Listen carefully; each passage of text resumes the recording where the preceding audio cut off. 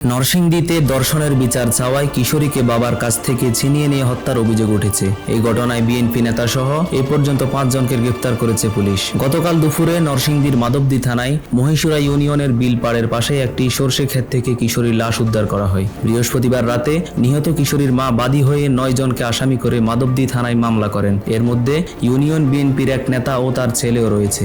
মামলার এজাহারের বরাত দিয়ে পুলিশ জানায়, স্থানীয়ভাবে বখাটে হিসেবে পরিচিত নুরা নামের এক তরুণের নেতৃত্বে 5-6 জন মিলে আমেনা নামের এক 15 বছরের কিশোরীকে তুলে গণধর্ষণ করে।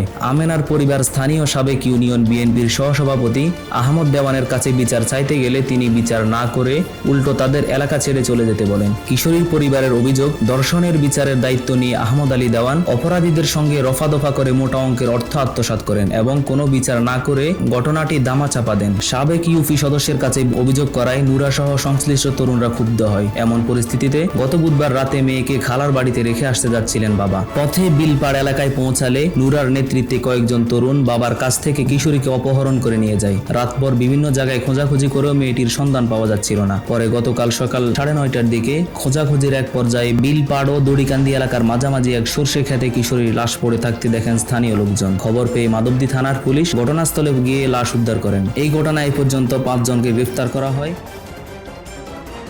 ফজলে এলাহি, নাবা নিউজ 24, ঢাকা।